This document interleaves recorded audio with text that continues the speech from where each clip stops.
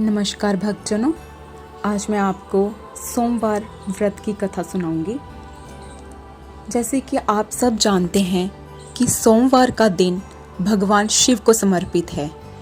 इस दिन व्रत करने से शिव भक्तों की सारी मनोकामनाएं पूर्ण हो जाती हैं। लेकिन व्रती को सोमवार व्रत का फल तभी मिलता है जब वह सोमवार व्रत कथा को सुनता या पढ़ता है। कथा सुनने से भी उतना ही लाभ मिलता है जितना कि कथा को पढ़ने से मिलता है।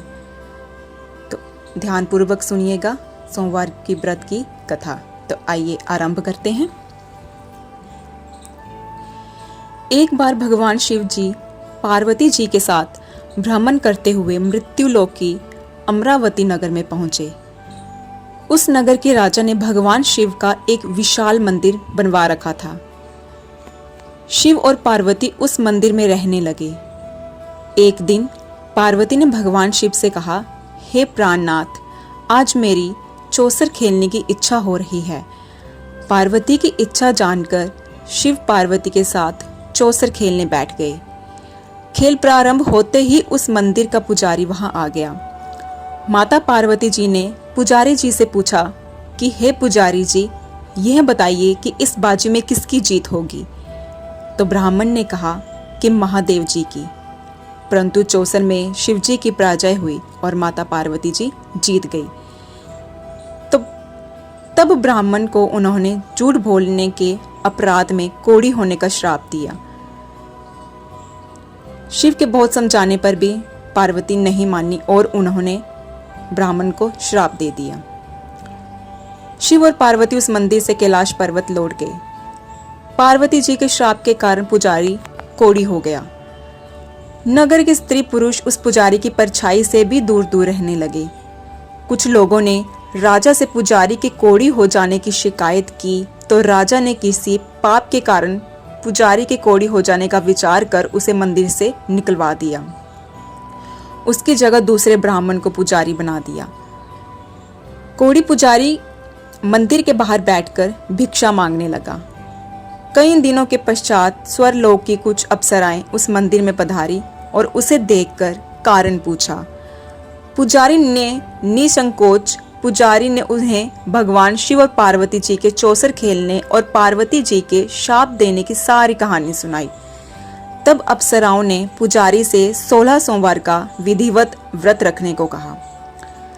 पुजारी द्वारा पूजन विधि पूछने पर अप्सराओं ने कहा, सोमवार के दिन सूर्योदय से पहले उठकर स्नान आदि से निवृत्त होकर स्वच्छ वस्त्र पहनकर आधा सेर गेहूं का आटा लेकर उसके 3 अंग बनाना, फिर घी का दीपक जलाकर गुड़, नैवेद्य, बेलपत्र, चंदन, अक्षत, फूल, जनेऊ का जोड़ा लेकर प्रदोष काल में भगवान शिव की पूजा अर्चना करना। पूजा के बाद 3 अंगों में एक अंग भगवान शिव को अर्पण करके एक आप ग्रहण करें। शेष 2 अंगों को भगवान का प्रसाद मानकर वहां उपस्थित स्त्री पुरुषों और बच्चों को बांट देना। इस तरह व्रत करते हुए जब 16 सोमवार बीत जाएं तो 17वें सोमवार को एक पाव आटे की बाटी बनाकर उसमें घी और गुड़ मिलाकर चूरमा बनाना। फिर भगवान शिव को भोग लगाकर वहां उपस्थित स्त्री पुरुष और बच्चों को प्रसाद बांट देना। इस तरह 16 सोमवार व्रत करने और व्रत कथा सुनने से भगवान शिव तुम्हारे कोढ़ को नष्ट करके तुम्हारी सभी मनोकामनाएं पूरी कर देंगे। इतना कहकर अप्सराएं स्वर्ग लोक को चली गई। पुजारी ने अप्सराओं के कथा अनुसार 16 सोमवार का विधिवत व्रत किया। फल स्वरूप भगवान शिव की अनुकंपा से उसका कोढ़ नष्ट हो गया। राजा ने उसे फिर मंदिर का पुजारी बना दिया। वह मंदिर में भगवान शिव की पूजा करता आनंद से जीवन व्यतीत करने लगा। कुछ दिनों बाद पूर्ण पृथ्वी का भ्रमण करते हुए भगवान शिव और पार्वती उस मंदिर में पधारे। स्वस्थ पुजारी को देखकर पार्वती ने आश्चर्य से उसके रोग मुक्त होने का कारण पूछा तो पुजारी ने उन्हें 16 सोमवार व्रत करने की सारी कथा सुनाई। पार्वती जी भी व्रत की एक बात सुनकर बहुत प्रसन्न हुई और उन्होंने पुजारी से इसकी विधि पूछकर स्वयं 16 सोमवार का व्रत प्रारंभ किया। पार्वती जी उन दिनों अपने पुत्र कार्तिकेय के नाराज होकर दूर चले जाने से बहुत चिंतित रहती थी। वे कार्तिकेय को लौटा लाने के अनेक उपाय कर चुकी थी, लेकिन कार्तिकेय लौटकर उनके पास नहीं आ रहे थे। 16 सोमवार का व्रत करते हुए पार्वती ने भगवान शिव से कार्तिकेय के लौटने की मनोकामना की। व्रत समापन के तीसरे दिन सचमुच कार्तिकेय वापस लौट आए। कार्तिकेय ने अपने हृदय परिवर्तन के संबंध में पार्वती जी से पूछा, हे माता, आपने ऐसा कौन सा उपाय किया था जिससे मेरा क्रोध नष्ट हो गया और मैं वापस लौट आया? तब पार्वती जी ने कार्तिकेय को 16 सोमवार के व्रत की कथा कह सुनाई। कार्तिकेय अपने एक ब्राह्मण मित्र ब्रह्मदत्त के प्रदेश चले जाने से बहुत दुखी थे। उसको वापस लौटाने के लिए कार्तिकेय ने 16 सोमवार का व्रत करते हुए ब्रह्मदत्त के वापस लौट आने की कामना प्रकट की। व्रत के समापन के कुछ दिनों के बाद मित्र लौट आया। ब्राह्मण ने कार्तिकेय से कहा, प्रिय मित्र, तुमने ऐसा कौन सा उपाय किया था जिससे प्रदेश में मेरे विचार एकदम परिवर्तित हो गए और मैं तुम्हारा स्मरण करते हुए लौट आया? कार्तिकेय ने अपने मित्र को भी 16 सोमवार के व्रत की कथा विधि सुनाई। ब्राह्मण मित्र व्रत के बारे में सुनकर बहुत खुश हुआ। उसने भी व्रत किया। 16 सोमवार व्रत का समापन करने के बाद ब्रह्मदत्त विदेश यात्रा पर निकला। वहां नगर के राजा हर्षवर्धन की बेटी राजकुमारी गुंजन का स्वयंवर हो रहा था। वहां के राजा ने प्रतिज्ञा की थी कि एक हथनी यह माला जिसके गले में डालेगी वह अपनी पुत्री का विवाह उसी से करेगा।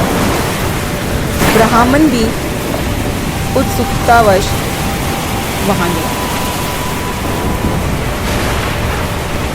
तभी एक सजी धजी हथनी सूंड में जयमाला लिए वहां आई।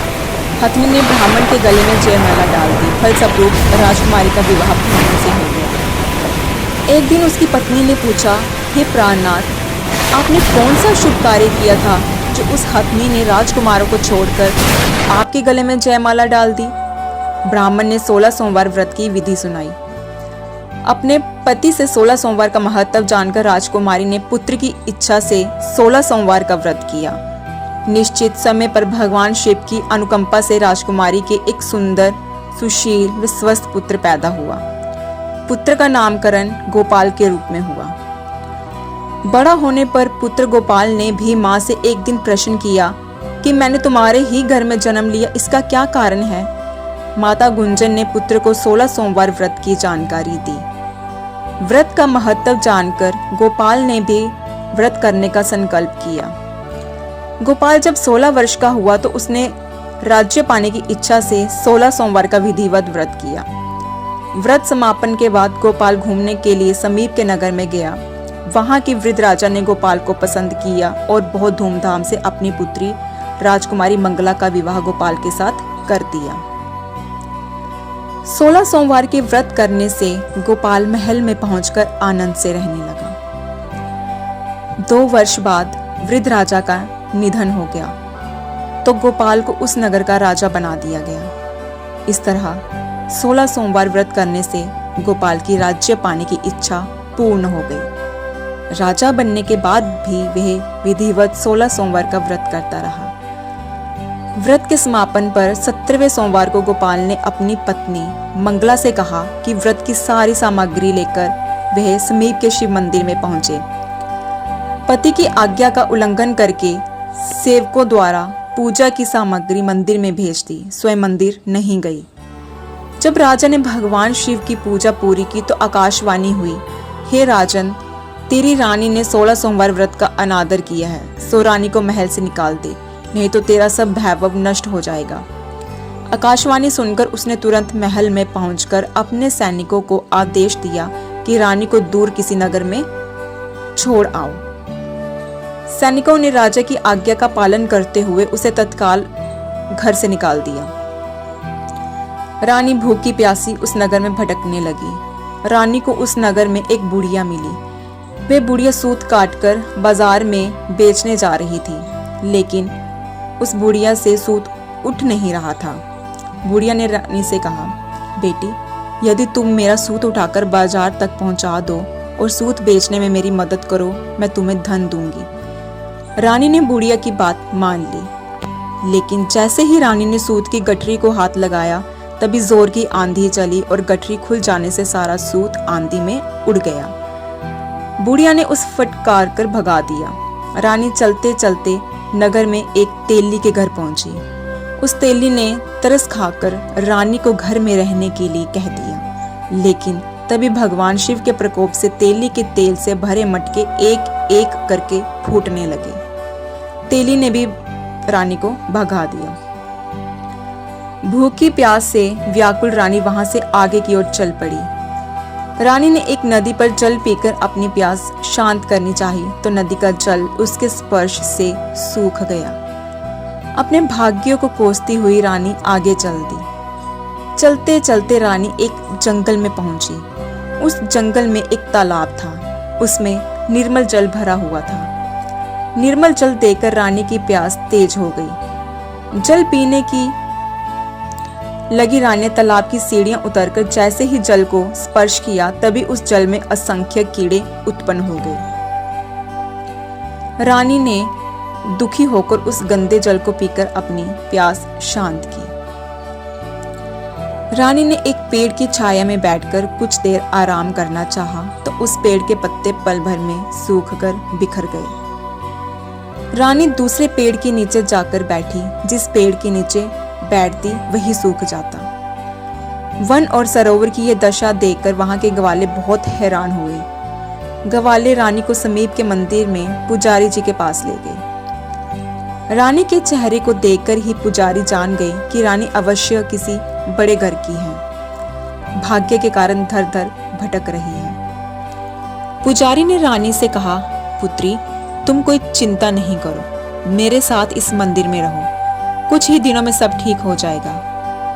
पुजारी की बातों से रानी को बहुत सत्तावना मिली। रानी उस मंदिर में रहने लगी। रानी भोजन बनाती तो सब्जी जल जाती, आटे में कीड़े पड़ जाते, जल से बदबू आने लगती। पुजारी भी रानी के दुर्भाग्य से बहुत चिंतित होते हुए बोले, हे पुत्री, अवश्य ही तुझसे कोई अनुचित काम हुआ है जिसके कारण देवता तुझसे नाराज हैं और उसकी नाराजगी के कारण ही तुम्हारी ये दशा हुई है। पुजारी की बात सुनकर रानी ने अपने पति के आदेश पर मंदिर में ना जाकर शिव की पूजा नहीं करने की सारी कथा सुनाई।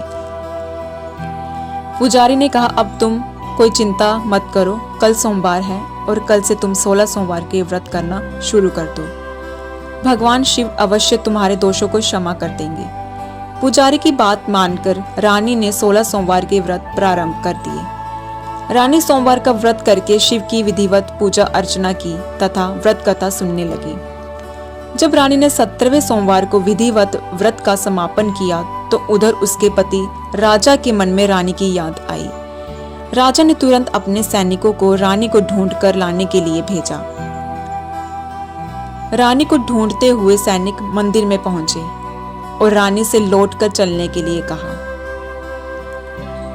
पुजारी ने सैनिकों से मना कर दिया और सैनिक निराश होकर लौट गए। उन्होंने लौटकर राजा को सारी बात बताई। राजा स्वयं उस मंदिर में पुजारी के पास पहुंचे और रानी को महल से निकाल देने के लिए पुजारी जी से क्षमा मांगी। पुजारी ने राजा से कहा, यह सब भगवान शिव के प्रकोप के कारण हुआ है। इतना कहकर रानी को विदा किया। राजा के साथ रानी महल में पहुंची। महल में बहुत खुशियां मनाई गई। पूरे नगर को सजाया गया। राजा ने ब्राह्मणों को अन्न, वस्त्र और धन का दान किया। नगर में निर्धनों को वस्त्र बांटे गए। रानी 16 सोमवार का व्रत करते हुए महल में आनंद पूर्वक रहने लगी। भगवान शिव की अनुकंपा से उसके जीवन में सुख ही सुख भर गए। 16 सोमवार के व्रत करने और कथा सुनने से मनुष्य की सभी मनोकामनाएं पूरी होती हैं। जीवन में किसी तरह की कमी नहीं होती है। इससे पुरुष आनंद पूर्वक जीवन यापन करते हुए मोक्ष को प्राप्त होते हैं। ये थी 16 सोमवार व्रत की कथा। हर हर महादेव।